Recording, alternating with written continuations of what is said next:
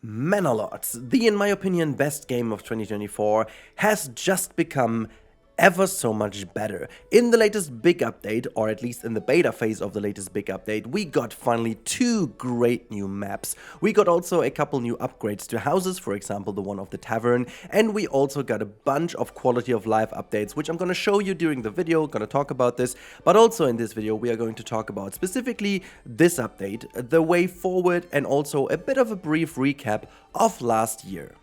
But before we jump into it, we're going through the river of today's sponsor. This is Instant Gaming, and in case you have some spare money from Christmas, or you're missing out on some updates, or you're even not having Manor Lords, you can get it from Instant Gaming for a good value. They as always have a good customer support, it's fully reliable, and you can get, in addition to your games or updates, you can also get in-game currencies, for example for the PlayStation Network or Xbox, and so on and so forth. You can get it on Instant Gaming for a good value. They always have like good actions and good values for you and some discounts, so check it out, the link is in the description right now. Let's get going.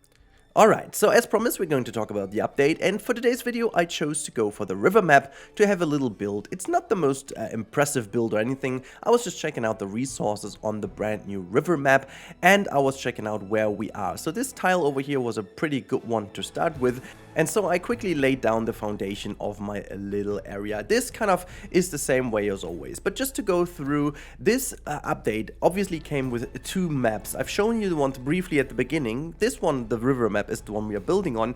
The other one is the High Peaks map. I'm going to quickly show that to you on screen right now.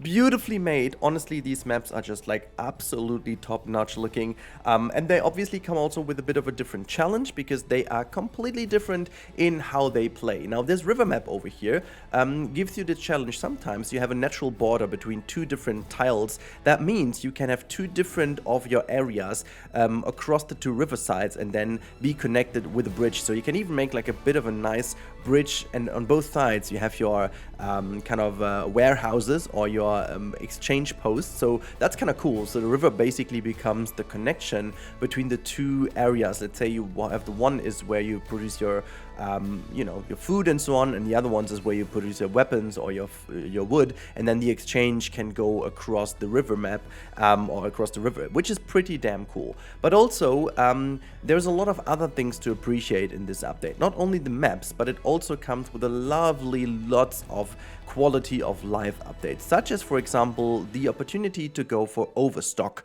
which is a great addition to the marketplace. And honestly, it's one of the bigger updates in this update, is the whole logic about building marketplaces and the according granaries and storage houses around. Well, you see in the background where I'm setting up a little bit of an area next to the river. This is where I'm going to explain real quick what's happening. So basically now overstock means that you are taking your marketplace and you're allowing basically to go for having an overstock of 2, 3, 4, 5 units, which is going to allow you to basically account for example, winter times when there is no berries to come in. They can, you know, live from the overstock, and the same goes obviously for wood, for bread and so on, according to the different seasons you're going through. This was always a bit of a important thing to do, and also, which is completely new now, you only can have the storehouse and the granary as market stall people. Basically, those who are working in the granary and the storage house, they will be able to set up marketplaces. Anyone else can do so. So it's not like that you have the woodcutter directly creating a market stall. This was done to reduce the confusion a lot, which obviously I like a lot. And also the amount of goods they can have per unit per market stall has been reduced from 30 to 15 to have more market stalls per marketplace to make it a bit more healthy. And also one addition is that people now can consume stuff directly from the storage house or the granary. It's not going to happen as much as from the market stall, but it's helping to kind of balance out the whole availability of products, which I think is a great addition. And while we're seeing a lot more update on my village in the background, I'm going to go through all the other stuff just with a couple of points, because there's just too much in this update to go through all of the notes. You can check them out obviously on Steam and so on. I'm going to link this in the description. But the cool bit is that they have done a whole bunch of rebalancing, which for the most part I find very, very good. So a lot of things, for example, the tavern is now not for everyone anymore. So that means previously you needed to have one tavern, and if there's enough units of ale available in that tavern, this basically was available to everyone in this territory you're in. which made this a bit of an overpowered thing, and you didn't have to have more of them, similar to how the church actually works. But while it's kind of understandable that people would go to one church once a week or so, for example, granted, people would go to the tavern more often. Also, there's an upgrade for the well. I don't have this upgrade ready over here, but I'll go into the file at the end of the video showing you how this is looking, where we're going to look at the upgrade of the well as well, because wells also now work differently. The same goes as previously. Now wells have separate unit count, so each well can basically account for 15 nearby plots, so you have to keep that in mind where you place your wells. I like this mechanic a lot, because previously placing down wells was just as the tavern. As long as you had enough units of water, they kind of were available. But now this is a bit more balanced and a bit more nicer done. Also, I gotta say that in general, there's a lot of rebalancing done, who and when is going to install the market stalls. So market stalls are created a lot quicker now if you assign certain areas to it. And also, what I like most about this upgrade is it basically also for new players reinforces you to build market lots and market spaces a lot closer to your storage and granary houses. I've seen a lot of people building this completely off and whatever. So this game aims for realism a lot, and obviously this is something that you do have to keep in mind when you think of this time. You know, you want to have logistically, it makes a whole bunch of sense to have these buildings very close to the market stalls, because that goes then well together. You can obviously have a storage house and a granary in areas where there's a lot of these goods being exchanged, but then you need to have another one to basically connect to each other. There's a whole bunch of balancing fixes also for the stalls and who's going to take care of the oxen and so on. There's a whole bunch of rebalancing in the growth of, for example, sheep and so on. Also, there's a rebalancing in the speed of the woodcutter. That is a bit slower, I think about 30% slower, because that was a tad bit too quick to balance that out a bit. And in general, I want to say that when there's one thing they do absolutely fantastic with this game since its release is the listening to the feedback and how the people play, which I feel like is absolutely great, because the game has been a lot more stabilized in how you play the game, and it's also allowing for a couple more play styles. When I've been at the beginning in this game, there was basically one very good way to start, and all the others were kind of, you know, they worked, but you had to do some, you know, some quirks and so on to get done. But now this game allows for a lot more because of all the additions. And as I promised, this is now most of the stuff I wanted to get through in this update specifically. But there have been so many updates previously in this year, which I promised I'll go over now, because I'm just like, I'm so blown away by this game. I haven't played this too often recently, which was solely down to my time management. I didn't have the time to do so.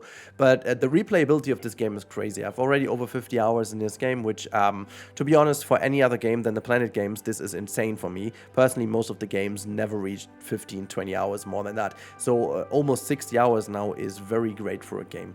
Also, I must admit that like most of the changes, like for example, having livestock now as a part of the lot management, like each living space can have an additional lot at the back if you plan in enough space. And then you can have, for example, you can have like a chicken coop in there to produce eggs. You can have, obviously, as you can see over here, you can have the basic vegetable gardens, and you can also have now a livestock area to get for some chicken, not some chicken, for some pigs and also goats, and they will provide you either with meat or with a hide. And the good bit about this is you can then also turn a level 2 building, for example, not only into, which we already knew, that you can have like a brewery, for example, like that a living space is turning into a brewery. Now you can also have a butcher.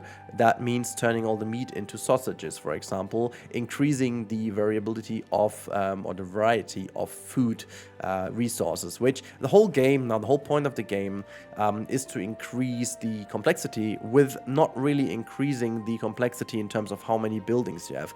It's relatively minor how many buildings have been added to the game since the very beginning of its release, early 2024, which mostly was about the fisherman's hut, which made sense because fishermen, not just fishing, has become an element in the game. Now you have bridges, but they automatically create by dragging over and cost a lot of planks, but comparably relatively low. I think they could become even more expensive in the future, in my opinion. They've been relatively cheap because the saw pit is pretty powerful, which I find could receive a bit of a balancing, but that's a point, like just a minor quirk over here. Most of it I feel like is super well done. For example, like the update of the tavern now. The tavern only had one level. Now it received a second level building that is going to be created in the background here. Now, again, the well also receives another one, which is just in front of it. I placed them next to each other to do both, but forgot about the other one, which, again, promise you'll see at the end of the video when we talk about the future of this game. A lot of the other changes have been in the UI and what you can see. So, for example, going through this one, you've now a lot of better overviews of how much also each individual building is producing and how many goods are available. There was an update to the trade recently where you can see how the balance is in this whole territory. So if you're selling one good too often and too much, then it becomes oversold at the market and the price will drop, which people have had an abuse there for different things that you can produce very easily and then just sell the you know out of it, and that was balanced out and nerfed, which I think is great.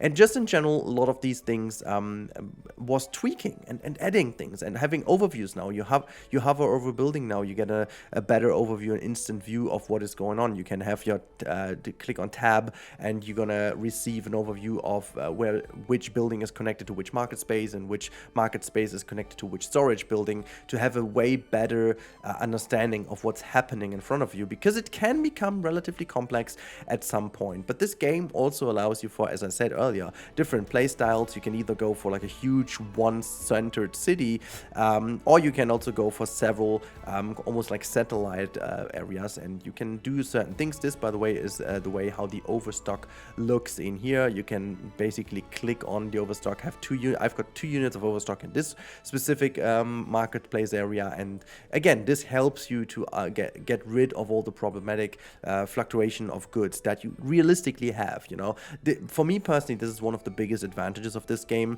that it doesn't only says it has seasons and so on, and at the end of the day it doesn't matter because you have too much. No, the seasons in this game really do matter, because if you're setting up most of the things, like in the late game it doesn't do as much, but in the beginning you really have to plan that out nicely, because you have a harvest season in which you have all the goods coming in, but then you have to survive the winter, and then in early March, for example, then it all starts again with the berries and so on. While in winter you have to focus on meat, for example, because that's the only good that is going also through the winter. If you've got a food shortage, that's the only way you can fix that one.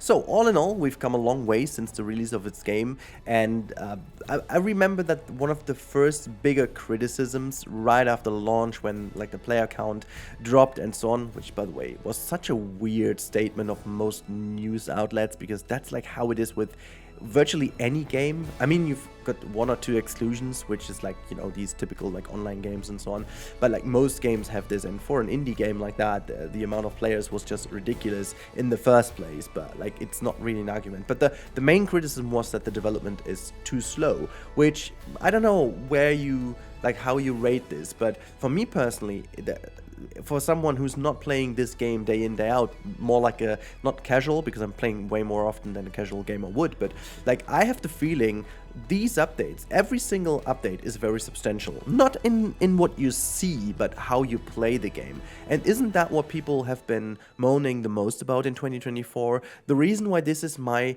favorite game of this year above everything else, and there have been a couple of games released this year that I've been waiting for, but like, this game above all the others delivered on its promise, and it keeps delivering on its promise with every single update. The fact that you've got so many upgrades, I like, you know, that was a thing that we had from the beginning, but the sheer fact that you have the plots, the living plots, being the central thing, the central element of this game is so cool, because you can not only play this game like by having your living quarters and then you've got like a whole production line. No, it all becomes one, because the production line itself is obviously part of your living spaces if you decide so. You obviously can do this completely separate from each other, but you can also do this in the way that you would have typical cities of like the medieval. Like they have a lot of these houses, being it a butcher, being it a like for example brewery, or even the bakery, being part of an existing living space already and not only a dedicated house. The same goes for the shoemaker, and so on and so forth. It's I like really love the way it plays, and they keep adding different functions to houses, different levels to houses, and we are going to go now into the file so you can see how my town actually looks like. I'm also going to add the little build of this level 2 well over here, and from now on let's talk about the future. We obviously already know about a couple of things that will come. Normally Greg and the whole team isn't really into like timelines. They basically want to see what people really want, and they want to keep them or kind of keep it open where to go, because they want to get the best result for the players. I like this approach a lot because they don't lack in communication. If you're in the Discord, you can get info about every single thing in the game if you want to, so communication is great, and at the same time this means people are not as like, I don't know, disappointed or whatever, because you can be happy about every update because you know it's gonna deliver. Anyways, what we will know, or we do know from already existing things in the game, some kind of fire management and smell management will be coming into the game, as both of the overlays already exist in game. So if you check for fatality, you'll find those two overlays in there as well, showing you a couple of things, which I suppose will happen with an addition of these two facts, which again will change the way how you build your cities, because I can definitely tell that, like for example, having a lot of houses that keep a lot of animals, pigs and so on, will have a bit more smelly, you know, stuff going on, which you potentially don't want to put in the center of your city then, or you can, but this will have negative impact on the other houses, I suppose. The same goes for fire hazard. We don't have any kind of let's say firehouse or anything like that, so this may be added in the future, but I also assume that a lot of new houses and a lot of new functionalities will be added now, as most of the balancing and tweaking has been done. So I'm really looking forward to what they're adding. There's a whole bunch of stuff that could be coming in terms of decorations for the city, in terms of making the whole way of building walls and fortresses better. This is another thing. This is already a given, because Greg relatively early said that he wants to change the whole way how people can build fortified stuff, because people were abusing the manor, which is not the idea of the manor. So that is going to be changed in the future as well. Having real access to fences, walls and fortifying is becoming a thing as well. You know, I'm more like the player who loves to build the towns and is not really too much into the combat. This is why you haven't heard too much about the combat in this one, also because the combat hasn't been really a thing of this update, which surely next year will be also added a lot more for the combat. I'm very excited for that. At some point I'll also jump into the combat mode, potentially, maybe not, I don't know. But yeah, all I can say is I'm excited for the future of Manor Lords. There's not a game at this point in time where I'm so happy with the current state, but I'm also very excited for every single update that's coming.